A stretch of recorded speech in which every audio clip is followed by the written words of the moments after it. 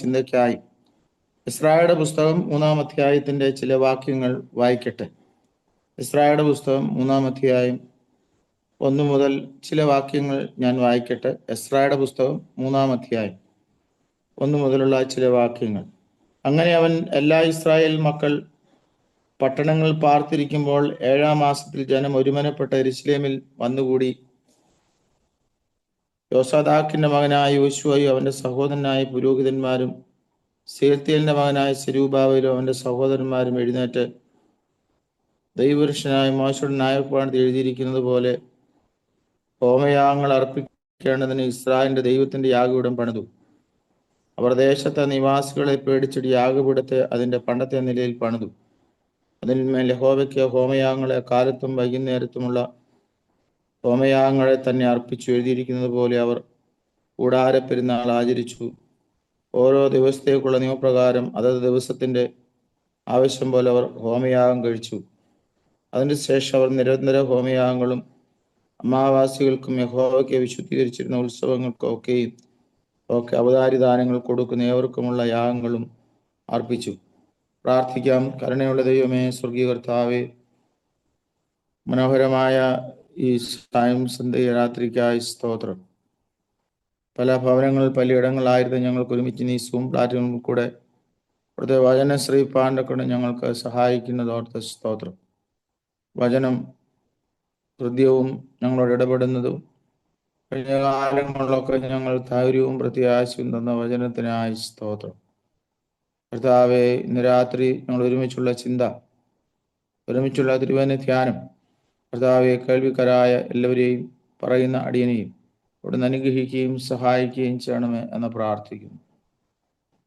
മിശിഹായുടെ നാമത്തിൽ അടിയങ്ങളുടെ പ്രാർത്ഥന ദയോടെ കേൾക്കുമാറാകണമേ. ആമേൻ. ഇസ്രായേലിന്റെ പുസ്തകം വേദപുസ്തകത്തിലെ 15-ാമത്തെ പുസ്തകമാണ്. 10 അധ്യായങ്ങളാണ് ഈ പുസ്തകത്തിൽ ദൈവാത്മാവ് നമുക്ക് നൽകിയിരിക്കുന്നത്. 280 വാക്യങ്ങളാണ് ഈ പുസ്തകത്തിൽ ഉള്ളത്.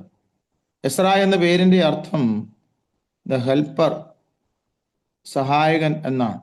ഈ പ്രസംഗം അവസാനിക്കുന്നതിന് മുമ്പ്, ഈ പ്രസംഗം ആരംഭിക്കുമ്പോൾ തന്നെ ഞാനൊരു കാര്യം പറയട്ടെ.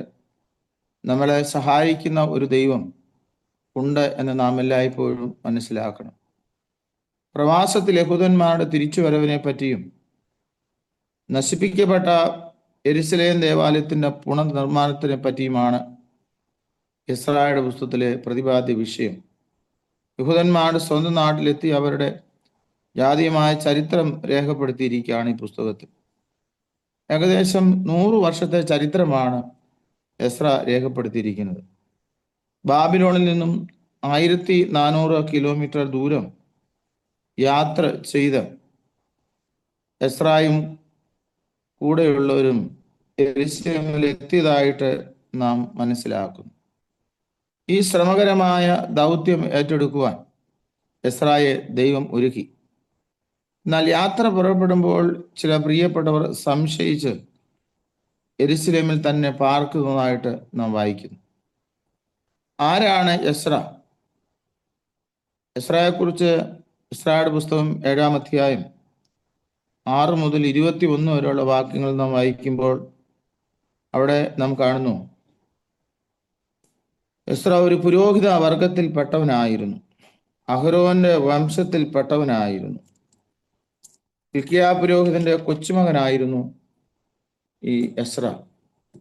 എന്താണ് എസ്രായുടെ ജോലി എന്ന് ചോദിച്ചാൽ, പ്രവാസത്തിൽ കഴിയുന്നതായിട്ടുള്ള ഇസ്രായേൽ മക്കൾക്ക് ദൈവവചനം വ്യാഖ്യാനിച്ച് കൊടുക്കുക എന്നുള്ളതാണ്.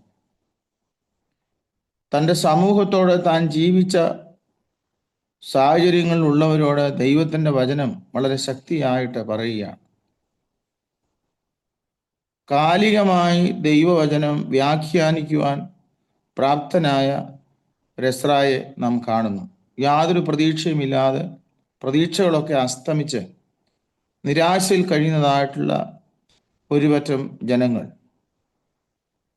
എന്നാൽ അവരെ ഉത്തേജിപ്പിച്ച് ഉണർവിൻ്റെ കൊടുങ്കാറ്റ് വീശിയ തൻ്റെ തിരുവചനത്തിൻ്റെ ശക്തിയാൽ ഉണർവ് അല്ലെങ്കിൽ ഒരു നവോത്ഥാനം കൊണ്ടുവന്ന ഒരു ഭക്തനായ മനുഷ്യനായിരുന്നു എസ്ര. എപ്പോഴും എല്ലായ്പ്പോഴും മനുഷ്യൻ ആഗ്രഹിക്കുന്നതാണ് നവോത്ഥാനം, അതല്ലെങ്കിൽ ഉണർവ്, നവീകരണം. എസ്രായുടെ പുസ്തകത്തിൽ കൂടെ പറയുന്നു, ദൈവവചനത്തിന്റെ കേൾവിയിൽ കൂടെയാണ് നമുക്ക് ഉണർവുണ്ടാകുന്നത്. അല്ലെങ്കിൽ ദൈവവചനം നാം ഉൾക്കൊള്ളുമ്പോഴാണ് നമ്മുടെ ജീവിതത്തിൽ നവീകരണങ്ങൾ ഉണ്ടാകുന്നത് എന്ന് എസ്രായുടെ പുസ്തകത്തിൽ കൂടെ നാം മനസ്സിലാക്കുകയാണ്. തിമത്തിയോസിനോട് പൗലോസ് പറയുന്നു, 2 തിമത്തിയോസ് 2-ാം അധ്യായത്തിന്റെ 5-ാം വാക്യം, ന്യായപ്രമാണത്തെ യഥാർത്ഥമായി മനസ്സിലാക്കുന്ന ഒരുവനായി നീ തീരണമെന്ന് തിമത്തിയോസിനോട് പൗലോസ് പറയുന്നതായിട്ട് നാം കാണുന്നു. ദൈവവചനത്തിന് ശക്തിയുണ്ട് എന്നുള്ളത് നാം എല്ലായ്പ്പോഴും മനസ്സിലാക്കണം. ഒരു കാലത്ത് കേരളത്തെ സംബന്ധിച്ച് നമുക്ക് ആദ്യകാലങ്ങളിലൊക്കെ ഒരു ബൈബിൾ നമുക്കില്ലാതിരുന്ന ഒരു സമയമുണ്ടായിരുന്നു. ഇന്ന് പല ഭാഷയിലും പലതരത്തിൽ മാധ്യമങ്ങൾ കൂടെയും അല്ലെങ്കിൽ ഒക്കെ നമുക്ക് ബൈബിൾ പല രീതിയിൽ മനസ്സിലാക്കാനായിട്ട് സാധിക്കും. എന്നാൽ ഒരു കാലത്ത് നമുക്ക് ബൈബിൾ ഇല്ലാതിരുന്ന ഒരു സമയമുണ്ടായിരുന്നു. ബൈബിൾ വ്യാഖ്യാനിക്കുവാൻ ഇവിടെ വന്ന മിഷണറിതരായ മനുഷ്യരുണ്ടായിരുന്നു. അതിലൊരാളായിരുന്നു ബെഞ്ചമിൻ ബെയ്ലി. അദ്ദേഹം ഈ കേരളത്തിൽ വന്ന് ബൈബിൾ വ്യാഖ്യാനത്തിൽ ഏർപ്പെട്ടപ്പോൾ അദ്ദേഹത്തിന് ഇംഗ്ലീഷും മലയാളവും സംസ്കൃതവും അറിയാവുന്ന ഒരു മനുഷ്യനെ അവരന്വേഷിച്ചു. അങ്ങനെയാണ് ചാത്തു മേനോനെ കണ്ടെത്തുന്നത്. അദ്ദേഹവുമായി സംസാരിച്ചു. ബൈബിൾ വ്യാഖ്യാനത്തിൽ അവർ ഏർപ്പെടുകയാണ്. പഴയ നിയമം മുഴുവനും അദ്ദേഹം വ്യാഖ്യാനിച്ചു. ഈ ചാത്തു മേനോൻ ഒരു ഓർത്തഡോക്സ് ബ്രാഹ്മണ കുടുംബത്തിൽപ്പെട്ട ഒരു മനുഷ്യനായിരുന്നു. പഴയ നിയമ വ്യാഖ്യാനം അവസാനിച്ചപ്പോൾ ചാത്തു മേനോൻ ബെഞ്ചമിൻ ബെയ്ലിയോട് പറയുന്നു, ഒരു വ്യക്തി എന്നോടൊപ്പം എല്ലായ്പ്പോഴും നടക്കുന്നതായി എനിക്ക് അനുഭവപ്പെടുന്നു. പുതിയ നിയമ വ്യാഖ്യാനം ആരംഭിക്കുകയാണ്. മത്തായി, മർക്കോസ്, ലൂക്കോസ്, യോഹന്നാൻ. യോഹന്നാന്റെ സുവിശേഷം 1, 2, 3, 4, 5, 6, 7 അധ്യായങ്ങളൊക്കെ വ്യാഖ്യാനിച്ച് 10-ാം അധ്യായത്തിലൊക്കെ വരുമ്പോൾ നല്ല ഇടയനെ കുറിച്ച് വായിക്കുന്നു. ചാത്തു മേനോൻ ബെഞ്ചമിൻ ബെയ്ലിയോട് പറയുന്നു, ഈ ഇടയനാണ് പഴയ നിയമത്തിൽ എന്നോടൊപ്പം യാത്ര ചെയ്തത്. അദ്ദേഹത്തിന്റെ കുടുംബത്തിൽ ചില പ്രശ്നങ്ങളാലുക്കാൾ ഭാരപ്പെട്ട ഒരു മനുഷ്യനായിരുന്നു. എൻ്റെ ഭാര്യ നിത്യരോഗിയായിരുന്നു. കുഞ്ഞുങ്ങൾ പലവിധത്തിലുള്ള പ്രയാസങ്ങൾ ഭാരപ്പെട്ടു. എന്നാൽ അദ്ദേഹം പറയുകയാണ്, ഈ ബൈബിൾ വ്യാഖ്യാനത്തിൽ തന്നോടൊപ്പം യാത്ര ചെയ്യുന്ന ഒരു ദൈവം തൻ്റെ ജീവിതത്തിൽ പലതരത്തിലുള്ള നന്മകൾ ചെയ്യുന്നു, സൗഖ്യം നൽകുന്നു. ഭാര്യയ്ക്ക് സൗഖ്യം, കുഞ്ഞുങ്ങൾ പഠിക്കാനുള്ള ആരോഗ്യം, നല്ല റിസൾട്ട്.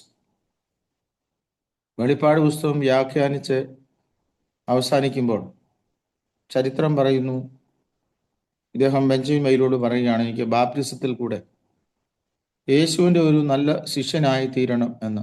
അദ്ദേഹവും കുടുംബവും ബാപ്റ്റിസം എടുത്ത് സഭയുടെ അംഗമായി തീർന്നു എന്നാണ് ചരിത്രം നമ്മൾ രേഖപ്പെടുത്തുന്നത്. അതുകൊണ്ട് ഇന്ന് രാത്രിയിൽ ഈ ദൈവവചന കേൾവിയുടെ മുമ്പിൽ ആദ്യം എനിക്ക് പറയാനുള്ളത്, ദൈവവചനം നമ്മളെ ശക്തീകരിക്കുന്നതാണ്, രൂപാന്തരപ്പെടുത്തുന്നതാണ്. ഏത് മനുഷ്യനെയും, എൻ്റെ വ്യക്തിപരമായ ജീവിതത്തിലൊക്കെ അങ്ങനെയാണ് എനിക്ക് അനുഭവങ്ങൾ പങ്കിടുവാനായിട്ട് സാധിക്കും. ഞാനൊരു ഹൈന്ദവ കുടുംബത്തിൽ ഒരു മന്ത്രവാദിയുടെ മകനായി 5 മക്കളിൽ 5-മനായി ജനിച്ചവനാണ്. എന്നാൽ ദൈവവചനമാണ് എന്നെ രൂപാന്തരപ്പെടുത്തിയത്. കഴിഞ്ഞ 38 വർഷമായി ഈ വയൽ പ്രദേശത്ത് വേല ചെയ്യുവാൻ ദൈവം എന്നെ സഹായിച്ചു. ഈ പുസ്തകത്തിൽ, എസ്രായുടെ പുസ്തകത്തിൽ കാണുന്ന ഒന്ന് രണ്ട് കാര്യങ്ങൾ പ്രാരംഭമായിട്ട് ഞാൻ ഓർപ്പിക്കട്ടെ. ഒന്ന്, ഇസ്രാ പറയുകയാണ് വിളിക്കുന്ന ദൈവം. രണ്ട്, സഞ്ചരിക്കുന്ന ദൈവം. മൂന്ന്, ചലിക്കുന്ന ദൈവം. ഇസ്രാ പറയുകയാണ് വേദനയുടെ മധ്യത്തിൽ നമ്മോടൊപ്പം നടക്കുന്ന ഒരു ദൈവം. ദൈവജനത്തെ മടക്കി കൊണ്ടുവരുവാൻ ചരിത്രത്തിൽ പ്രവർത്തിക്കുന്ന ദൈവം, അതല്ലെങ്കിൽ രുചിച്ചറിയുന്ന ദൈവം നമ്മളോടൊപ്പം നടക്കുന്ന ഒരു ദൈവമാണ്. 34-ാം സങ്കീർത്തനം 8-ാം വാക്യത്തിൽ ഇപ്രകാരം വായിക്കുന്നു: യഹോവ നല്ലവനെന്ന് രുചിച്ചറിയുന്നവനെ ശരണം പ്രാപിക്കുന്ന പുരുഷൻ ഭാഗ്യവാൻ. പ്രിയമുള്ളവരെ, ഞാൻ ഈ ദൈവവചനം പറയുമ്പോൾ അറിവിന്റെ തലത്തിൽ നിന്നും അനുഭവത്തിന്റെ തലത്തിലേക്ക് നാം ആയിത്തീരണം. അറിവ് നേടിയിട്ടോ സമ്പത്ത് കൂട്ടിയിട്ടോ ഒന്നും കാര്യമില്ല. നാം അനുഭവത്തിന്റെ തലത്തിലേക്ക് ദൈവത്തെ രുചിച്ചറിയുവാനായിട്ട് നമുക്കിടയായിത്തീരണം. ഇവിടെ എസ്രായുടെ പുസ്തകം 10 അധ്യായം നമ്മൾ വായിച്ചല്ലോ. 1-ാം അധ്യായത്തിൽ കോരേശിന്റെ വിളംബരത്തെക്കുറിച്ച് നാം വായിക്കുന്നു. യെരുശലേമിലേക്കുള്ള പ്രവാസിയുടെ മടക്കയാത്രയാണ് 1-ാം അധ്യായത്തിൽ. 2-ാം അധ്യായത്തിൽ പ്രവാസിൽ നിന്ന് മടങ്ങി വരുന്ന അവരുടെ പേരുകൾ നാം കാണുന്നുണ്ട്. 3-ാം അധ്യായത്തിൽ അവർ മടങ്ങി വന്ന് ആരാധന ആരംഭിക്കുന്നതായി നാം തുടർന്ന് മുന്നോട്ട് പോകുമ്പോൾ അതിനെക്കുറിച്ച് പഠിക്കുന്നതാണ്. 4-ാം അധ്യായത്തിൽ ശത്രുക്കൾ പണി തടസ്സപ്പെടുന്നതായിട്ട് വായിക്കുന്നു. 5-ാം അധ്യായത്തിൽ ദാരിയേവേശ് എഴുത്തു കൊടുക്കുന്നതായിട്ട് നാം വായിക്കുന്നു. 6-ാം അധ്യായത്തിൽ ദാരിയേവേശ് കോരസിന് കൽപ്പന കൊടുക്കുന്നതായിട്ട് വായിക്കുന്നു. എസ്രാ യെരുശലേമിൽ മടങ്ങി വരുന്നു. 8-ാം അധ്യായത്തിൽ എസ്രായുടെ സഹയാത്രിയുടെ പേരുകളാണ്. 9-ാം അധ്യായത്തിൽ എസ്രായുടെ അനുതാപ പ്രാർത്ഥനയാണ്.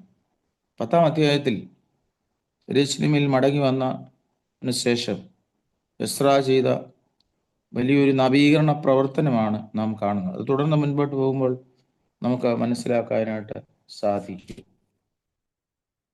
ഇവിടെ ആരാണ് പ്രവർത്തിക്കുന്നതെന്ന് വളരെ ശ്രദ്ധേയമായ ഒരു കാര്യമാണ്. എസ്രാ ബാബിലോണിയ അടിമത്തത്തിൽ കഴിയുമ്പോൾ, ഒരു ശാസ്ത്രിയായി കഴിയുമ്പോൾ, താൻ യെരുശലേമിലേക്കുള്ള യാത്രയിൽ തന്നെ സഹായിക്കുന്നത് കോരസിൽ കൂടെയാണ് ദൈവം പ്രവർത്തിക്കുന്നത്. ആരാണ് കോരസ്? ദൈവവിശ്വാസമില്ലാത്ത, ദൈവത്തെ അറിയാത്ത ഒരു മനുഷ്യൻ. കോരസിന് വേണ്ടി, എസ്രായിക്ക് വേണ്ടി ദൈവം ഒരു മനുഷ്യനെ ഒരുക്കുകയാണ്.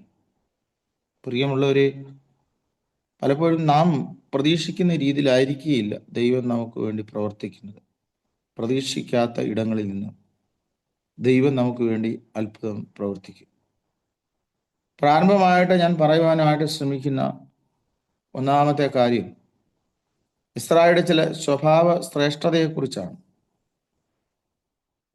1-ാം അധ്യായത്തിന്റെ ഒന്നാമത്തെ സ്വഭാവ വിശേഷത 1-ാം അധ്യായത്തിന്റെ 5-ാം വാക്യം നാം പ്രകാരം വായിക്കുന്നു: അങ്ങനെ യഹൂദയുടെയും ബെന്യാമിന്റെയും പുത്രന്മാരും പുരോഹിതന്മാരും ലേവ്യരും ദൈവം ഉണർത്തി ഏവനും യെരുശലേമിൽ യഹോവയുടെ ആലയം പണിയുവാൻ പോകണമെന്ന് യാത്ര പുറപ്പെട്ടു. 1-ാം അധ്യായത്തിൽ നാം എസ്രായെ കുറിച്ച് കാണുന്നത് ഒരു ലീഡർഷിപ്പ് ക്വാളിറ്റിയെ കുറിച്ചാണ് നാം വായിക്കുന്നത്. മലയാളത്തിൽ പറഞ്ഞാൽ ഒരു നേതൃത്വ ഗുണം. എന്താണ് നേതൃത്വ ഗുണം? തൻ്റെ വാക്കും പ്രവൃത്തിയും ഒന്നായിരുന്നു എന്ന് നമുക്ക് മനസ്സിലാക്കാനായിട്ട് സാധിക്കും. ഇന്നത്തെ ഒരു ആത്മീയതയുടെ ഒരു വലിയ പ്രശ്നം പ്രവൃത്തിയും പ്രസംഗവും 2 എന്നുള്ളതാണ്. വാക്കുപോലെയല്ല പ്രവർത്തിക്കുന്നത്, പ്രവർത്തിക്കുന്നത് പോലെയല്ല സംസാരം. ഒരു കപടതയുടെ ആത്മീയത ഇന്ന്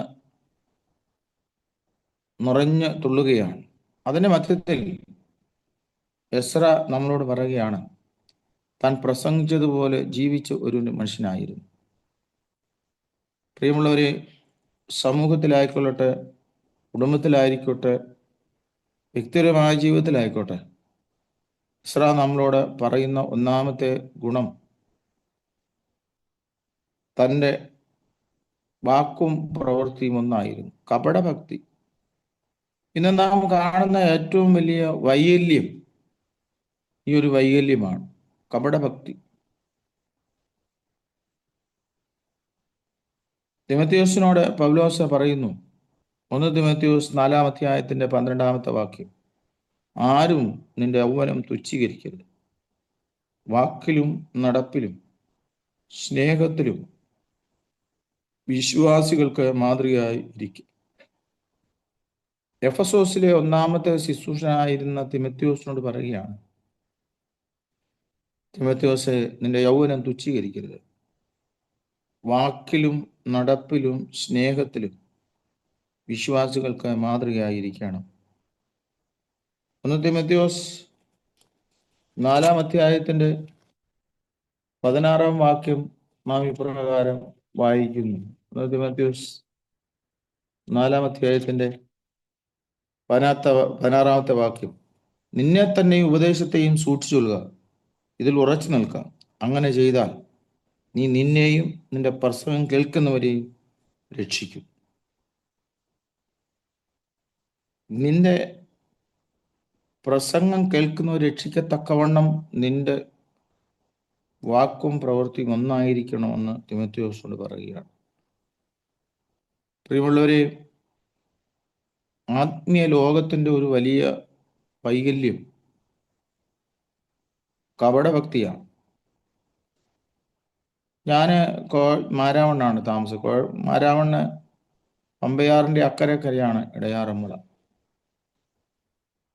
ഭാരത സഭയ്ക്ക്, മാർത്തോമാ സഭയ്ക്ക്, നമ്മുടെ സഭയ്ക്ക് എന്നും ഉത്തമ മാതൃകയായി പറയത്തക്കവണ്ണം നമുക്ക് എടുത്തു കാണിക്കാനുള്ള ഒരു ദൈവദാസനായിരുന്നു സാധു കൊച്ചുമുദേശി. അദ്ദേഹത്തിൻ്റെ കല്ലറയിലൊക്കെ ഞാൻ പോയിട്ടുണ്ട്. അദ്ദേഹത്തിൻ്റെ ഇടവകയിലൊക്കെ പല പ്രാവശ്യം പോയി ദൈവവചനം പ്രസംഗിച്ചിട്ടുണ്ട്. 62-ാമത്തെ വയസ്സിൽ ഈ ലോകത്തോട് യാത്ര പറഞ്ഞ സാധു കൊച്ചുമുദേശി താൻ എന്ത് പ്രസംഗിച്ചോ അങ്ങനെ തന്നെ ജീവിച്ച മനുഷ്യനായിരുന്നു. വേദനകളുടെ മധ്യത്തിൽ, രോഗത്തിൻ്റെ മധ്യത്തിൽ, കുടുംബജീവിതത്തിൽ എല്ലാം നഷ്ടപ്പെട്ടിട്ടിലും സുവിശേഷത്തിനു വേണ്ടി മാതൃകാപരമായി ജീവിച്ച് ഇന്നും തൻ്റെ പേര് ഉച്ചരിക്കുമ്പോൾ ഒരു വലിയ ശക്തി ലഭിക്കുന്നത് പോലെ കേരള സഭയെ ഭാരതത്തിൻ്റെ വിവിധ കോണുകളിൽ ശ്രീലങ്കയിൽ പോലും പോയി സുവിശേഷം പറഞ്ഞു താവിനോട് എരിഞ്ഞ് ശോഭിച്ച ഒരു മനുഷ്യനായിരുന്നു സാധു കൊച്ചുമുദേശി. 1 എസ്ര നല്ല സ്വഭാവ ശ്രേഷ്ഠതയുള്ള ക്വാളിറ്റി. പ്രിയമുള്ളവരെ, ധാരാളം പ്രസംഗം കേൾക്കുന്നവരാണ്, ധാരാളം പ്രസംഗിക്കുന്നവരാണ്. എന്നാൽ ഇന്നിൻ്റെ കാലയളവിൽ ദൈവത്തിൻ്റെ പ്രതിപുരുഷനായി സ്വഭാവശ്രേഷ്ഠതയോടെ ജീവിപ്പാൻ എസ്ര നമ്മളെ പറയുകയാണ്. 2, ഒരു പ്രാർത്ഥനാ സ്വഭാവമുള്ള മനുഷ്യനായിരുന്നു എസ്ര. എസ്രയുടെ പുസ്തകത്തിൽ എസ്രായുടെ പല പ്രാർത്ഥനയുടെ സ്വഭാവം നമുക്ക് കാണാനായിട്ട് സാധിക്കും. 8-ാം അധ്യായത്തിന്റെ 21-ാം വാക്യത്തിൽ പറയുന്നു, അനന്തരം ഞങ്ങൾ ഞങ്ങളുടെ ദൈവത്തിന്റെ സന്നിധിയിൽ ഞങ്ങളെ തന്നെ താഴ്ത്തേണ്ടതിനും ഞങ്ങൾക്കും ഞങ്ങളുടെ കുഞ്ഞുകുട്ടികൾക്കും ഞങ്ങളുടെ സകല സമ്പത്തിനും വേണ്ടി ശുഭയാത്ര അവനോട് യാചിക്കുന്നു ഞങ്ങൾ അഹവ ആറ്റിന്റെ അരികെ വെച്ചൊരു ഉപവാസം പ്രസിദ്ധപ്പെടുത്തി. ഉപവാസത്തോടുകൂടെ പ്രാർത്ഥിക്കുന്ന ഒരു മനുഷ്യൻ. പ്രത്യേകിച്ച് സഭ ഒരു നോൻപിലേക്ക് പ്രവേശിച്ച സമയമാണല്ലോ. നോമ്പിന്റെ 3 തൂണുകളാണ് ഉപവാസം, പ്രാർത്ഥന, ദാനധർമ്മം. എന്താണ് ഉപവാസം? ദൈവത്തോടൊപ്പം ജീവിക്കുക എന്നുള്ളതാണ്. എസ്രായുടെ പ്രാർത്ഥനയുടെ 1-ാമത്തെ സ്റ്റൈൽ ഓഫ് പ്രയർ ഉപവാസത്വം. എന്തിനു വേണ്ടിയാണ് ഉപവസിക്കുന്നത്? തങ്ങൾക്കും തങ്ങളുടെ കുഞ്ഞുകുട്ടികൾക്കും തങ്ങളുടെ സമ്പത്തിനും ശുഭയാത്ര ചെയ്യേണ്ടതിന്. അപ്പോൾ ഒരു ജോലി ലഭിക്കുന്നതിനോ അല്ലെങ്കിൽ നമ്മുടെ ജീവിതത്തിലെ കഷ്ടത മാറുന്നതിനോ മാത്രമല്ല ഉപവാസം എസ്ര ചെയ്യുന്നത്. തങ്ങൾക്കും തങ്ങളുടെ കുഞ്ഞുകുട്ടികൾക്കും ദൈവം തന്ന സമ്പത്ത് നഷ്ടപ്പെട്ടു പോകാതിരിക്കാൻ, ശുഭയാത്ര ചെയ്യേണ്ടതിന് വിശ്വാസ ജീവിതത്തിൽ മുൻപോട്ട് പോകത്തക്കവണ്ണം ദൈവത്തിൻ്റെ ആത്മാവ് നമ്മളോടൊപ്പം ഇരിക്കേണ്ടതിനായി ഉപവാസത്തോട് പ്രാർത്ഥിക്കുന്ന ഒരു മനുഷ്യൻ. പ്രിയമുള്ളവരെ, രാത്രിയിൽ വളരെ ശക്തമായി ഞാൻ പറയാൻ ആഗ്രഹിക്കുന്ന ഒരു വിഷയം, നമ്മുടെ വിഷയങ്ങൾ ദൈവസന്നിധിയിൽ ഉപവാസത്തോടെ പ്രാർത്ഥിച്ചാൽ നമുക്ക് വിടുതൽ തരുന്ന ഒരു ദൈവമുണ്ട്. എൻ്റെ ജീവിതത്തിൽ അനേക സംഭവങ്ങൾ പറയാനായിട്ട് സാധിക്കും. രണ്ട്, അദ്ദേഹത്തിൻ്റെ പ്രാർത്ഥന 9-ാം അധ്യായത്തിൻ്റെ 5-ാം വാക്യത്തിൽ നാം ഇപ്രകാരം വായിക്കുന്നു. 9:5, സന്ധ്യായാഗത്തിൻ്റെ സമയത്ത് ഞാൻ എൻ്റെ ആത്മഭവനം വിട്ട് എഴുന്നേറ്റ് കീറിയ വസ്ത്രത്തോടും മേലങ്കിയോടും കൂടെ മുട്ടുകുത്തി എൻ്റെ ദൈവമായ യഹോവെങ്കിലേക്ക് കൈമലർത്തി പറഞ്ഞത് എന്തെന്നാൽ, എസ്രായുടെ രണ്ടാമത്തെ പ്രാർത്ഥനയുടെ പ്രത്യേകത 9:5 പറയുന്നു, താൻ മുട്ടുകുത്തി ദൈവത്തോടെ പ്രാർത്ഥിക്കുന്നു. ആധുനിക സമൂഹത്തിൻ്റെ ഏറ്റവും വലിയ പ്രശ്നം മുട്ടുമടക്കാൻ വയ്യ എന്നുള്ളതാണ്. എന്നാൽ മുട്ടിൻ്റെ ഓപ്പറേഷനൊക്കെ ഏറ്റവും കൂടുതൽ നടക്കുന്ന കാലയളവാണ്. ഒരു കാലത്ത് നമ്മുടെ മാതാപിതാക്കൾ, നമ്മുടെ പ്രിയപ്പെട്ടവർ ദൈവസന്നിധി മുട്ടുകുത്തി പ്രാർത്ഥിച്ച അനുഗ്രഹങ്ങൾ പ്രാപിച്ച ധാരാളം പേരുണ്ട്. എനിക്കും അങ്ങനെ പറയാനായിട്ട് സാധിക്കും. വിശ്വാസ ജീവിതത്തിൽ ഞാൻ വന്നതിന് ശേഷം ദീർഘ മണിക്കൂറുകൾ മുട്ടുകുത്തി ദൈവത്തോട് പ്രാർത്ഥിച്ച് ഞാൻ ഇപ്പോഴും ഓർക്കുന്നു. പ്രത്യേകിച്ച് 1986, 87, 88 കാലയളവിൽ ഞാൻ കൊമ്പാടി വയൽ സ്കൂളിൽ പഠിക്കുന്ന സമയമാണ്. രാത്രിയിൽ എഴുന്നേൽക്കും, അവിടുത്തെ ചാപ്പലിൽ മുട്ടുകുത്തി ദൈവത്തോടെ കരഞ്ഞു പ്രാർത്ഥിക്കും. കാരണം ബൈബിളൊന്നും വേണ്ടവണ്ണം പഠിച്ചൊരു മനുഷ്യനല്ലായിരുന്നു. പിന്നെ ജീവിതത്തിൻ്റെ ചില നേറിയ പ്രശ്നങ്ങൾ, വീട്ടിൽ നിന്നാരും സഹായിക്കുന്നില്ല, സഹായിപ്പാനാരുമില്ല, ഡെയിലി റൊട്ടേഷൻസ്, അങ്ങനെയുള്ള വസ്ത്രം, പിന്നെ ആഹാരം, മറ്റുള്ള ദൈനംദിന ചെലവുകളൊക്കെ അങ്ങനെ നടക്കുന്നുള്ള വളരെ ആകുലപ്പെട്ട സമയമാണ്. എന്നാൽ ഒന്ന് ഞാൻ വളരെ ഉറപ്പോടും ധൈര്യത്തോടും പറയട്ടെ, അന്ന് ആ ചാപ്പലിൽ മുട്ടുകുത്തിയതിൻ്റെ ഫലം സ്വർഗത്തിലെ തമ്പുരാൻ 3 വർഷം അതിശയകരമായിട്ട് നടത്തി. അതിശയകരമായിട്ട് നടത്തിയെന്ന് മാത്രമല്ല, ഏറ്റവും നല്ല സ്റ്റുഡൻ്റായി പഠിച്ച് പുറത്തു വരുവാൻ സമൃദ്ധിയായ ദൈവം തമ്പുരാൻ അനുഗ്രഹിച്ചു. അതുകൊണ്ട് ഈ സ്വിം പ്ലാറ്റ്ഫോമിൽ എൻ്റെ ശബ്ദം ശ്രവിക്കുന്ന പ്രിയപ്പെട്ടവരെ, നിങ്ങളുടെ ഏത് പ്രശ്നങ്ങളായിക്കൊള്ളട്ടെ, ഏത് വിഷയങ്ങളായിക്കൊള്ളട്ടെ, ഇന്ന് രാത്രി ഞാൻ വളരെ വിശ്വാസത്തോടെ നിങ്ങൾക്ക് വേണ്ടി ഒരു മെസ്സേജ് പാസ് ചെയ്യുകയാണ്. നിന്റെ വേദനയുടെ മധ്യത്തിൽ നീ മുട്ടുകുത്തിയാൽ തമ്പുരാൻ നിനക്ക് വേണ്ടി ഇറങ്ങി വരും. 3, 10-ാം അധ്യായത്തിൻ്റെ 1-ാം വാക്യം നാം ഇപ്രകാരം വായിക്കുന്നു. എസ്ര ഇങ്ങനെ ദേവാലയത്തിന് മുമ്പിൽ വീണുകിടന്ന് കരഞ്ഞു പ്രാർത്ഥിക്കുകയും ഏറ്റുപറയുകയും ചെയ്തപ്പോൾ പുരുഷന്മാരും സ്ത്രീകളും പൈതങ്ങളുമായി ഇസ്രായേലിയുടെ ഏറ്റവും വലിയൊരു സഭ അവൻ്റെ അടുക്കൽ വന്നുകൂടി. ദേവാലയത്തിൽ വീണ് കിടന്ന് പ്രാർത്ഥിക്കുന്ന എസ്രായെ നമുക്ക് കാണാനായിട്ട് സാധിക്കും. നെടുമ്പാട് വീണ് കരയുന്ന ഒരു എസ്ര.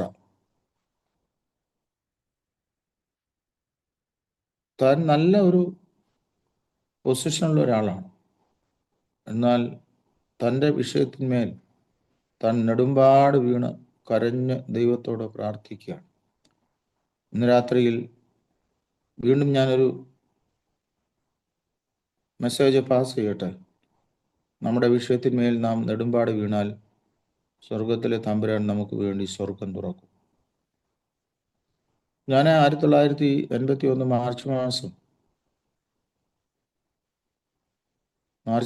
24-ാം തീയതിയാണ് എൻ്റെ കർത്താവിനെ കണ്ടുമുട്ടാനായിട്ട് സാധിച്ചത്. 17-ാമത്തെ വയസ്സിൽ ഒരു മദ്യപാനിയായ, മന്ത്രവാദിയായ ഒരു ഹൈന്ദവ കുടുംബത്തിൽ ഒരു പിതാവിൻ്റെ മകനായി ജനിച്ച ഞാൻ 17-ാമത്തെ വയസ്സിൽ ശരീരത്തിൽ വസ്ത്രമില്ലാതെ നഗ്നനായി ഒരു ഭ്രാന്തനെ പോലെ ഓടി നടന്ന ഒരു സമയം 1981. ആ ദൈവം കർത്താവായ യേശു ക്രിസ്തു ഒരു വിശ്വാസിയിൽ കൂടെ എന്നോട് സുവിശേഷം പറയുന്നു. ആ ഭവനത്തിൽ ചെല്ലുന്നു. അവരെനിക്ക് വേണ്ടി പ്രാർത്ഥിക്കുന്നു. തമ്പുരാന്റെ വലിയ മുറിഞ്ഞ കരം എൻ്റെ ശരീരത്തിന്മേൽ ദൈവം തുടർന്നു. Praise the Lord. ദൈവം സൗഖ്യം തരുന്നു. അങ്ങനെയാണ് എൻ്റെ കർത്താവിനെ കണ്ടുമുട്ടുവാനും ദൈവത്തിൽ ആശ്രയിപ്പാനും കർത്താവിൻ്റെ ഒരു പൈതലായി തീരുവാനായിട്ട് എനിക്കിടയായി തീർന്നു. ഇന്ന് രാത്രി ഞാൻ വീണ്ടും ഒരു മെസ്സേജ് നിങ്ങൾക്ക് വേണ്ടി പാസ് ചെയ്യുകയാണ്. ഒരുപക്ഷെ നിങ്ങൾ വിധങ്ങളായിട്ടുള്ള മാനസിക ശാരീരിക പ്രയാസങ്ങൾ കൂടെ കടന്നു പോകുന്ന ഒരു വ്യക്തിയാണെങ്കിൽ കൃഷ്ണൻകുട്ടിയെ രൂപാന്തരപ്പെടുത്തിയ ഒരു ദൈവമുണ്ട്. ആ ദൈവം നിങ്ങളെയും രൂപാന്തരപ്പെടുത്തും. നിങ്ങൾക്ക് ആവശ്യമായിട്ടുള്ളതൊക്കെ തരുവാൻ തക്കവണ്ണം ദൈവം വിശ്വസ്തനായ ദൈവമാണെന്നെൻ്റെ വിശ്വാസ ജീവിത യാത്രയിൽ നിന്നുകൊണ്ട് വിശ്വാസത്തോടെ പറയുകയാണ്. പ്രിയമുള്ളവരെ, ഏലിയാവ് തനിച്ചാണ് നിൽക്കുന്നത്. കർമ്മേലിൽ താൻ ഒറ്റയ്ക്ക് നിൽക്കുകയാണ്. 450 പ്രവാചകന്മാർ ഒരു വശത്തും, ഒരു വശത്ത് ഏലിയാവ് ഒരുത്തൻ മാത്രം. തൻ്റെ കരുത്തും തൻ്റെ കരുതലും തൻ്റെ കാവലും ദൈവമായിരുന്നു. എന്താണ് ഏലിയാവിൻ്റെ മേൽ വ്യാപരിച്ച ശക്തി? അത് ദൈവത്തിൻ്റെ ശക്തിയാണ്. പലപ്പോഴും നാം ഒറ്റപ്പെട്ടു പോകാം. പലപ്പോഴും നാം ചില വെല്ലുവിളികൾ നേരിടേണ്ടതായിട്ട് വരും. പക്ഷേ അതിൻ്റെ മധ്യത്തിൽ തമ്പുരാൻ നമ്മളോട് പറയുകയാണ്, നീ ഒറ്റയ്ക്കാണെങ്കിൽ പ്രയാസപ്പെടേണ്ട ആവശ്യമില്ല. നീ ഒറ്റയ്ക്കാണെങ്കിൽ വിശ്വാസത്തോടെ നിന്നാൽ നിനക്ക് വേണ്ടി അത്ഭുതം പ്രവർത്തിക്കുവാൻ ദൈവം ഇറങ്ങി വരും. 38 വർഷം കുളക്കരയിൽ കിടന്ന മനുഷ്യനോട് കർത്താവ് ചെന്ന് ചോദിക്കുന്ന ഒരു ചോദ്യം, നിനക്ക് സൗഖ്യമാകാൻ മനസ്സുണ്ടോ? അവൻ പറയുന്നു, നോബഡി ക്യാൻ ഹെൽപ്പ്, എന്നെ സഹായിപ്പാൻ ആരുമില്ല. കർത്താവ് ചോദിച്ചു, അതല്ല, നിനക്ക് സൗഖ്യമാകാൻ മനസ്സുണ്ടോ എന്നുള്ളതാണ്. കർത്താവിനോട് പറയുകയാണ്, 38 വർഷം നിന്നെ ചേർത്ത് പിടിക്കാൻ ആരുമില്ലെങ്കിലും ഇനിതാ നിനക്ക് വേണ്ടി നിന്നെ ചേർത്ത് പിടിക്കാൻ ഒരു ദൈവം കടന്നു വന്നു. ആരും നിന്നെ മാറ്റി നിർത്തിയാലും നെഞ്ചോട് ചേർക്കുന്ന ഒരു ദൈവം. എത്രയോ രോഗികൾ അവിടെ ഉണ്ടായിരുന്നു. 5-ാം അധ്യായത്തിൽ നാം വായിക്കുമ്പോൾ പലതരത്തിലുള്ള ആൾക്കാരുണ്ടായിരുന്നു. അവിടെ വലിയ ഉത്സവങ്ങൾ നടക്കുന്ന സമയമാണ്. ആൾത്തിരക്കിൽ ഒറ്റപ്പെടുന്ന ആളെ വ്യക്തിത്വങ്ങൾ ഇന്ന് ഏറി വരികയാണ് പ്രിയമുള്ളവർ. അപ്പം അതുകൊണ്ട് ആരുമില്ല എന്ന് നീ ഭാരപ്പെട്ടാൽ, ആരുമില്ല എന്ന് ഞാനും നിങ്ങളും പ്രയാസപ്പെട്ടാൽ ചേർത്ത് പിടിക്കുന്ന ഒരു ദൈവം. ഞാൻ വീണ്ടും ഒരു മെസ്സേജ് ഇന്ന് വീണ്ടും പറയുകയാണ്. ഒരുപക്ഷെ മരണഭീതിയിലാണോ,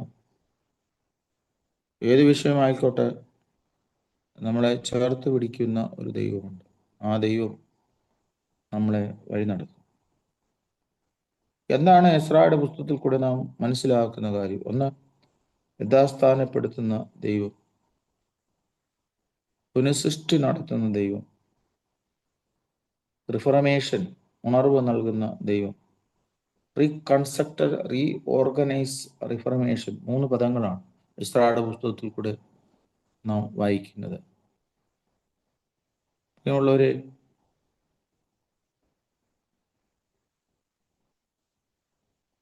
എസ്ര മടങ്ങി വന്നു, യെരൂശലേമിൽ മടങ്ങി വന്നു. 3-ാം അധ്യായത്തിലേക്ക് നമ്മൾ വരികയാണ്. എസ്ര തൻ്റെ ജനവുമായി തിരിച്ച് അവിടെ വരികയാണ്. മടങ്ങി വരുമ്പോൾ യെരൂശലേമിൽ മടങ്ങി വന്ന എസ്ര ആദ്യമായി ചെയ്ത കാര്യങ്ങളാണ് ഇവിടെ വായിക്കുന്നത്. ഒന്ന്, യാഗപീഠം പുതുക്കിപ്പണിതു. 70 വർഷക്കാലം യെരൂശലേമിൽ ആരാധന നടക്കാതിരിക്കുകയാണ്. യാഗപീഠം ഇടിഞ്ഞ് പൊളിഞ്ഞ് കിടക്കുകയാണ്. 2, പെരുന്നാളുകൾ നടക്കുന്നില്ല.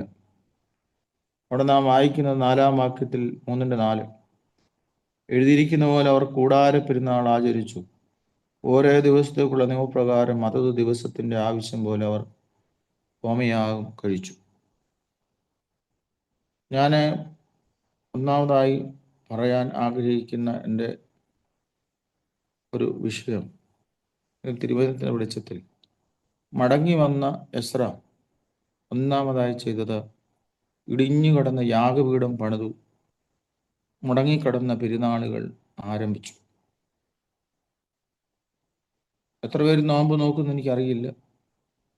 സഭ നോമ്പിലേക്ക് പ്രവേശിച്ചു. വിശ്വാസ ജീവിതത്തിൽ വന്നപ്പോൾ ഉള്ള ചില തീരുമാനങ്ങൾ, ചില ഉണർവുകൾ, ചില കരുത്തുകളൊക്കെ നാം നഷ്ടപ്പെട്ടിട്ടുണ്ടെങ്കിൽ ഈ നാടുകളിൽ അത് കരുത്താർജിക്കേണ്ട സമയമാണ്. യാഗപീഠം പുതുക്കിപ്പണിയുക. എന്താണ് യാഗപീഠം? ആരാധനയാണ്. ഇസ്രായേൽ മക്കളുടെ ജീവിതത്തിൽ യാഗം പരമപ്രധാനമാണ്. പലതരത്തിലുള്ള യാഗങ്ങളെക്കുറിച്ച് വായിക്കുന്നുണ്ട്. ലേവ്യ പുസ്തകം മുഴുവനും അതാണ് വായിക്കുന്നത്. റോമാലേഖനം 12-ാം അധ്യായത്തിൽ പൗലോസ് പറയുന്നുണ്ടല്ലോ, നിങ്ങൾ ബുദ്ധിയുള്ള ജീവനുള്ള ആരാധനയായി നിങ്ങളുടെ ശരീരങ്ങളെ ദൈവത്തിന് സമർപ്പിപ്പീൻ. ഒരു ആരാധന നടക്കണമെങ്കിൽ, അല്ലെങ്കിൽ ഒരു യാഗവസ്തുവിനെ യാഗം കഴിക്കണമെങ്കിൽ പുരോഹിതന്റെ അടുത്ത് കൊണ്ടുവരുന്നതിന് മുമ്പ് യാഗവസ്തുവിനെ യാഗം കഴിക്കണമെങ്കിൽ ചില കാര്യങ്ങൾ ചെയ്യണം. 1, അതിൻ്റെ തല വെട്ടും, തലയിലാണ് കൊമ്പ്. 2, അതിൻ്റെ തൊലിയെല്ലാം ഉരിയും. 3, അതിനെ യാഗപീഠത്തിൽ വെച്ച് തീ കത്തിക്കും, ഭസ്മമാക്കും. ഈ ഭസ്മമാണ് മഹാപുരോഹിതൻ അത് വിശുദ്ധ സ്ഥലത്തേക്ക് കൊണ്ടുപോകുന്നത്. ഈ ഭസ്മം വെറും ഭസ്മം മാത്രമാണ്. യാഗപീഠത്തിൽ വരുമ്പോൾ നമ്മുടെ ചില കൊമ്പുകളും ചില നിറങ്ങളും ഒക്കെ ഒന്നുമില്ല എന്നുള്ള സമർപ്പിച്ച് മുൻപോട്ട് പോകാനായിട്ട് നമുക്കിടയായിത്തീരും. നഷ്ടപ്പെട്ടതായുള്ള പെരുന്നാളുകൾ. ഇസ്രായേൽ മക്കളുടെ ജീവിതങ്ങളിൽ പെരുന്നാളുകൾക്ക് വലിയ സ്വാധീനമുണ്ട്. മരുഭൂമി പ്രയാണത്തിൽ ദൈവം നടത്തിയ 430 വർഷം മരുഭൂമി പ്രയാണം, അതിൻ്റെ ഓർമ്മയാണ് പെരുന്നാളുകളെല്ലാം. പെസഹ പെരുന്നാൾ, കൂടാര പെരുന്നാൾ, പെന്തക്കോസ്ത് പെരുന്നാൾ എല്ലാം തന്നെ ചരിത്രത്തിൽ ദൈവം നടത്തിയ വഴികളെ ഓർമ്മിക്കുന്നതാണ്. പ്രിയമുള്ളവരെ, കഴിഞ്ഞ കാലങ്ങളിലൊക്കെ നമ്മളെ നടത്തിയ ദൈവത്തിൻ്റെ കൃപകളെ ഒരിക്കലും നമുക്ക് മറന്നു പോകാനായിട്ട് ഇടയായിത്തീരരുത്. ചരിത്രത്തിൽ, ജീവിതയാത്രയിൽ ദൈവം നടത്തിയ വഴികളെ ഓർത്ത്, നമ്മുടെ മാതാപിതാക്കളെ നടത്തിയ ഒരു ദൈവം, കഴിഞ്ഞ കാലങ്ങളിൽ നമ്മളെ നടത്തിയ ഒരു ദൈവം, മരുഭൂമി പ്രയാണത്തിൽ എല്ലാം വെള്ളവും ഭക്ഷണവും തന്ന് നമ്മളെ നടത്തിയ ഒരു ദൈവം, അതിൻ്റെ ഓർമ്മയാണ് പെരുന്നാളുകളെല്ലാം. അതുകൊണ്ട് നമുക്ക് ഈ ചിലതൊക്കെ നമ്മുടെ ജീവിതങ്ങളിൽ മറന്നിട്ടുണ്ടെങ്കിൽ ഒരു പുനഃപ്രതിഷ്ഠയ്ക്കുള്ള സമയമാണ്. എന്താണ് പുനഃപ്രതിഷ്ഠ? നഷ്ടപ്പെട്ടതിനെ വീണ്ടെടുക്കാനായിട്ട് നമുക്ക് സാധിക്കണം. ആധുനിക ലോകത്തിൻ്റെ വലിയ പരിച്ഛേദം ആർജിക്കുക എന്നുള്ളതാണ്. കെട്ടകാലം, കെട്ടപ്പെട്ട കാലം, നിറം കെട്ട കാലം എന്നൊക്കെ ഇന്നത്തെ കാലത്തെക്കുറിച്ച് സാഹിത്യകാരന്മാരൊക്കെ രേഖപ്പെടുത്തുന്നുണ്ട്. ആത്മീയതയിലും ഇത് വളരെ അർത്ഥവത്തായിട്ടുള്ള ഒന്നാണ്. ഒരു കെട്ടകാലത്തിലാണ് നാം ജീവിക്കുന്നത്. നിറം കെട്ട കാലം, നെറികെട്ട കാലം, അല്ല, അതിൻ്റെ ഒക്കെ മധ്യത്തിൽ ഒരു ദൈവവേദനെ ശക്തീകരിക്കേണ്ടത് നാം ആർജിച്ചടിച്ച ദൈവകൃപയാണ് നമ്മളെ തളർന്നു പോകാനിടയായിത്തീരുന്നത്. രണ്ട്, തിരിച്ചു വന്ന എസ്ര 3-ാം അധ്യായത്തിന്റെ 11-ാം വാക്യത്തിൽ പ്രകാരിക്കുന്നു, ഇസ്രായേലിനോട് അവന്റെ ദയ എന്നേക്കും എന്നിങ്ങനെ വാഴ്ത്തിക്കൊണ്ട് സ്തുതിച്ചു, പ്രതിഗാനം ചെയ്തു. യഹോവയെ സ്തുതിക്കുമ്പോൾ യഹോവയുടെ ആലയത്തിന്റെ അടിസ്ഥാനം ഇട്ടതുകൊണ്ട് ജനമെല്ലാം അത്യുച്ചത്തിൽ ആർത്ത് ഘോഷിച്ചു. 13-ാം വാക്യം, അങ്ങനെ ജനത്തിൽ സന്തോഷ ഘോഷത്തിന്റെ ശബ്ദവും കരച്ചിന്റെ ശബ്ദവും തമ്മിൽ തിരിച്ചറിയാൻ കഴിയാതെയിരുന്നു. ജനം അത്യുച്ചത്തിൽ ഘോഷിച്ചതുകൊണ്ട് ഘോഷം ബഹുദൂരം കേട്ടു.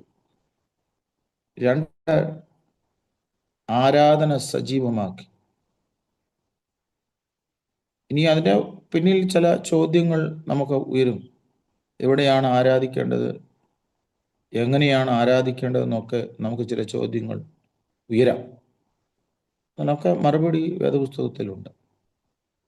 ഞാനെപ്പോഴും അതിനെ കണ്ടെത്തുന്നത് ശമരിയാക്കാരത്തി സ്ത്രീയോട് യേശു ചോദിക്കുന്നു, നിങ്ങൾ എവിടെയാണ് ആരാധിക്കുന്നത്? അവൾ പറഞ്ഞു, ഞങ്ങൾ ആ മലയിലാണ്. കർത്താവ് പറഞ്ഞു, യോഹന്നാന്റെ സുവിശേഷം 4-ാം അധ്യായം 20-ാം വാക്യം നാം ഇപ്രകാരം വായിക്കുന്നു. യോഹന്നാന്റെ സുവിശേഷം 4-ാം അധ്യായം 20-ാം വാക്യം, ഞങ്ങളുടെ പിതാക്കന്മാർ ഈ മലയിൽ നമസ്കരിച്ചു, നമസ്കരിക്കുന്ന സ്ഥലം യെരൂശലേമിലാകുന്നു നിങ്ങൾ പറയുന്നു എന്ന് പറഞ്ഞു. യേശു അവളോട് പറഞ്ഞത്, സ്ത്രീയെ, നീ എൻ്റെ വാക്ക് വിശ്വസിക്കുക. നിങ്ങൾ പിതാവിനെ ഈ മലയിലുമല്ല, ഈ യെരൂശലേമിലുമല്ല. യെരൂശലേമിലല്ല നാഴിക വന്ന് നിങ്ങൾ അറിയാത്തതിനെ ഞങ്ങളോ അറിയുന്നത് നമസ്കരിക്കുന്നു. രക്ഷയൂതന്മാരുടെ ഇടയിൽ നിന്നല്ലോ വരുന്നത്. സത്യനമസ്കാരികൾ പിതാവിനെ ആത്മാവിലും സത്യത്തിൽ നമസ്കരിക്കുന്നു. നാഴിക വന്നിരിക്കുന്നു, ഇപ്പോൾ വന്നുമിരിക്കുന്നു. എവിടെയാണ് ആരാധന സ്ഥലം? സത്യത്തിൽ നാം നിൽക്കുന്ന സ്ഥലമാണ് ആരാധന സ്ഥലം. മറ്റതൊന്നും അശുദ്ധമാണെന്നൊന്നും ഞാൻ പറയുന്നില്ല. എന്നാൽ ഒരുപക്ഷെ നാം നിൽക്കുന്ന ഭവനമായിരിക്കാം, നടന്നു പോകുന്ന ഇടമായിരിക്കാം, അവിടെ ആരാധന സ്ഥലമാണ്. അവിടെയാണ് ദൈവത്തിൻ്റെ സാന്നിധ്യം.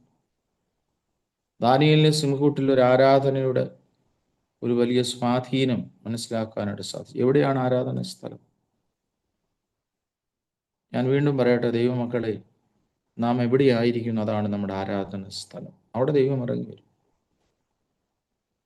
ആരാധന ഉണർവ് നമ്മുടെ മനസ്സിൽ നിന്നും ഉണ്ടാകണം. വേദപുസ്തകത്തിലെ 1-2 ആരാധനകൾ നാം കാണുന്നുണ്ട്.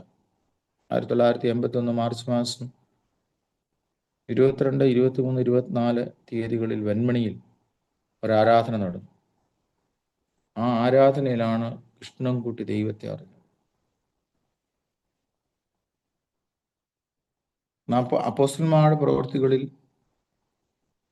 പത്രോസിനെ 12-ാം അധ്യായത്തിൽ പത്രോസിനെ കാരാഗൃഹത്തിൽ ഇടുന്നുണ്ട്. വെളിയിൽ ദൈവമക്കൾ ചേർന്ന് ഒരു ആരാധന നടക്കുകയാണ്. ആരാധന കഴിഞ്ഞ് ആമീൻ പറഞ്ഞപ്പോൾ പത്രോസ് ഈ റൂമിന്റെ അടുത്ത് വന്നു. അതാണ് ആരാധന. എങ്ങനെയുണ്ട് നമ്മുടെ ആരാധനകൾ? നാം ആരാധനയ്ക്ക് പോകുന്ന ഇടങ്ങൾ എങ്ങനെയുണ്ട്? ഏത് പള്ളിയിലാണെന്ന് നിങ്ങൾ പോകുന്നതെന്ന് എനിക്കറിയില്ല. എന്നാൽ നാം പോകുന്ന ഇടങ്ങൾ എങ്ങനെയുണ്ട് എന്നുള്ളതാണ്. ദൈവത്തെ കാണാൻ സാധിക്കാത്ത ആരാധനകളൊക്കെ ആരാധനകളല്ല. ആരാധന കുറച്ചുകൂടെ സജീവമാകും. പൗലോസും ശീലാസും അർദ്ധരാത്രിയിൽ ദൈവത്തെ പാടി മഹത്വപ്പെടുത്തി. അവിടെ ഒരു ആരാധന നടക്കുകയാണ്. ആ ആരാധനയിൽ എന്തെല്ലാം കാര്യങ്ങളാണ് നടക്കുന്നത്. എനിക്കുള്ള സമയം അവസാനിച്ചു എന്ന് ഞാൻ വിചാരിക്കുന്നു. എന്നാൽ എവിടെയാണ് നമുക്ക്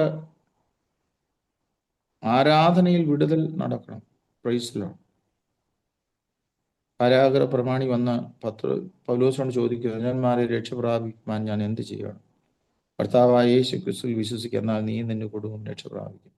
കാരാഗൃഹത്തെ ആരാധന സ്ഥലമായി മാറ്റിയത് കൊണ്ട് ഒരു വലിയ മനുഷ്യൻ ദൈവത്തെ കണ്ടെത്തുകയാണ്. അപ്പൊ നമ്മുടെ ആരാധന ദൈവത്തെ കാണുന്ന മുഖാന്തരങ്ങളായി തീരണം.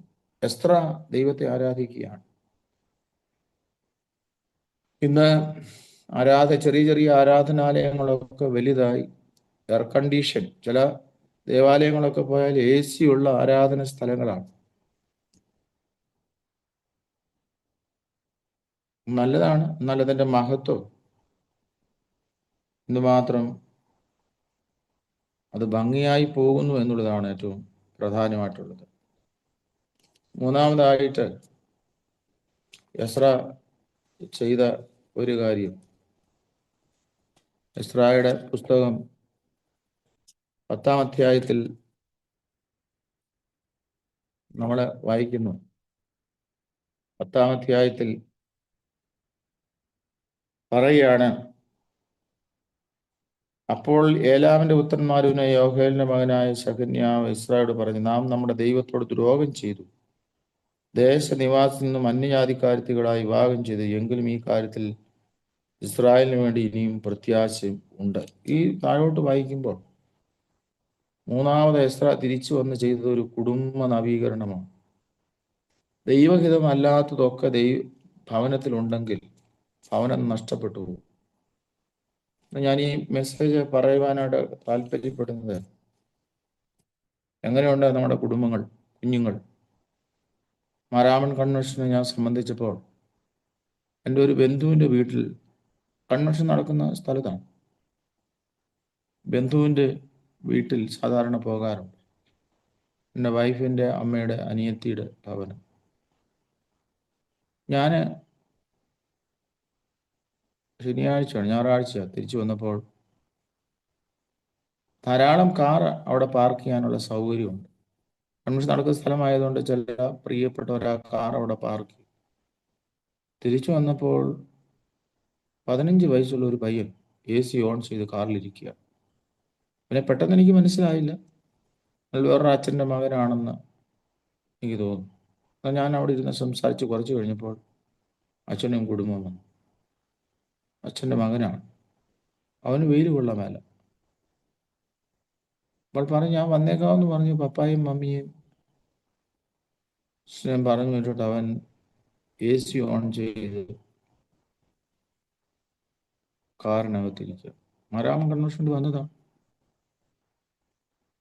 കുടുംബം വലിയ പരിതാപകരമായ അവസ്ഥ. എൻ്റെ ഒരു സാക്ഷിയോടെ പറഞ്ഞ് ഞാൻ എൻ്റെ പ്രശ്നം അവസാനിപ്പിക്കട്ടെ. പ്രാർത്ഥനയ്ക്ക് മറുപടി ഉണ്ട് എന്നുള്ളതിന് ഞാൻ 2016 ഞാൻ നാട്ടിൽ വന്ന് ആണ്ടൂരിക്കായിട്ട് വന്നു. ഈ ഒരു ചെറിയ രോഗം, ആശുപത്രിയൊക്കെ അഡ്മിറ്റായി. എൻ്റെ ക്രിയാറ്റിൻ 12.9 ഡയാലിസിസ് ഒക്കെ ആരംഭിച്ചു. 6 മണിക്കൂർ 4-5 ദിവസം ചെയ്തു. എന്നാൽ പ്രാർത്ഥന കേൾക്കുന്ന ദൈവം രാത്രിയിൽ എൻ്റെ കിടക്കമേൽ വന്ന് എനിക്ക് സൗഖ്യം നൽകി. പ്രിയമുള്ളവരെ, ഡയാലിസിസ് ആരംഭിച്ച് 3-4 ദിവസം 6 മണിക്കൂർ വീതം ചെയ്തു. 5-ാമത്തെ ദിവസം എൻ്റെ ബ്ലഡ് പരിശോധിച്ചപ്പോൾ എൻ്റെ ക്രിയാറ്റിൻ 1.2 ആയിരിക്കും. ദൈവത്തിന് സ്തോത്രം. എത്രയോ അത്ഭുതങ്ങൾ എൻ്റെ ജീവിതത്തിൽ തമ്പുരാൻ ചെയ്തു.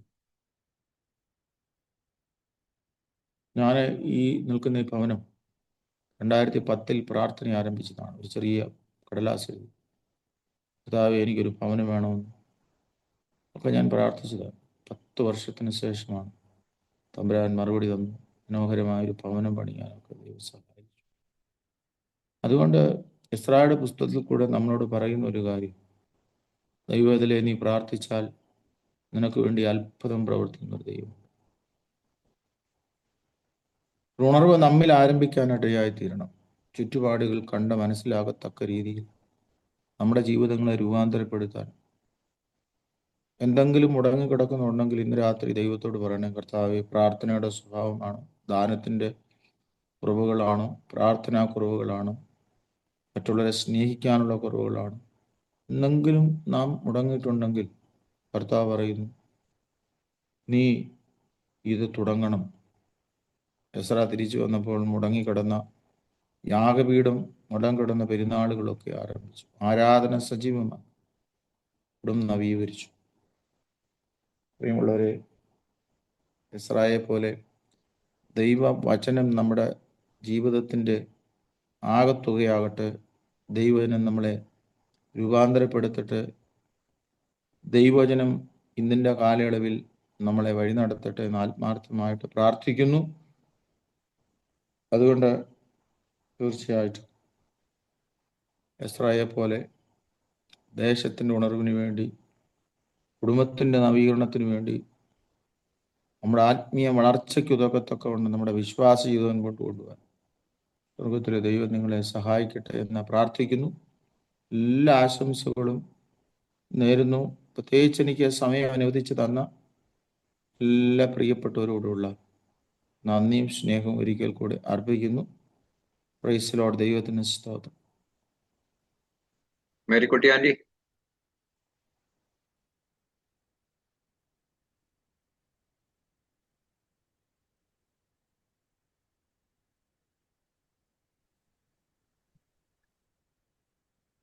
എന്റെ ദൈവമെന്നും വിശ്വസ്തൻ തന്നെ, എന്റെ ദൈവമെന്നും അനന്യൻ തന്നെ. എന്റെ ദൈവമെന്നും വിശ്വസ്തൻ തന്നെ, എന്റെ ദൈവമെന്നും അനന്യൻ തന്നെ. വാഗ്ദത്തം തന്നവൻ, വാക്കുമാറാത്തവൻ, വാലങ്കാരത്താൽ എന്നെ വഴി നടത്തും. വാഗ്ദത്തം തന്നവൻ, വാക്കുമാറാത്തവൻ, വാലങ്കാരത്താൽ എന്നെ വഴി നടത്തും. കണ്ണുനീർ താഴ്വരയിൽ നടന്നാൽ, കഷ്ടങ്ങൾ നഷ്ടങ്ങൾ ഏറി വന്നാൽ, കണ്ണുനീർ താഴ്വരയിൽ നടന്നാൽ, കഷ്ടങ്ങൾ നഷ്ടങ്ങൾ ഏറി വന്നാൽ, കണ്ണുനീരെല്ലാം തുടച്ചിടുമേ, കരം പിടിച്ചെന്നെ നടത്തിയിടുമേ. കണ്ണുനീരെല്ലാം തുടച്ചിടുമേ, കരം പിടിച്ചെന്നെ നടത്തിയിടുമേ. വാഗ്ദത്തം തന്നവൻ, വാക്കുമാറാത്തവൻ, വാലങ്കാരത്താൽ എന്നെ വഴി നടത്തും. വാഗ്ദത്തം തന്നവൻ, വാക്കുമാറാത്തവൻ, വാലങ്കാരത്താൽ എന്നെ വഴി നടത്തും. രോഗങ്ങളാൽ ഞാൻ വലഞ്ഞിടുമ്പോൾ, ഭാരങ്ങളാൽ മനം നീറിടുമ്പോൾ, രോഗങ്ങളാൽ ഞാൻ വലഞ്ഞിടുമ്പോൾ, ഭാരങ്ങളാൽ മനം നീറിടുമ്പോൾ, അടിപ്പിണരാൽ അവൻ സൗഖ്യം തരും. വചനം അയച്ചെന്നെ വിടുവിച്ചിടും. അടിപ്പിണരാൽ അവൻ സൗഖ്യം തരും. വചനം അയച്ചെന്നെ വിടുവിച്ചിടും. വാഗ്ദത്തം തന്നവൻ, വാക്കുമാറാത്തവൻ, വാലങ്കാരത്താൽ എന്നെ വഴി നടത്തും. വാഗ്ദത്തം തന്നവൻ, വാക്കുമാറാത്തവൻ, വാലങ്കാരത്താൽ എന്നെ വഴി നടത്തും. എന്റെ ദൈവമെന്നും വിശ്വസ്തൻ തന്നെ, എന്റെ ദൈവമെന്നും അനന്യൻ തന്നെ. എന്റെ ദൈവമെന്നും വിശ്വസ്തൻ തന്നെ, എന്റെ ദൈവമെന്നും അനന്യൻ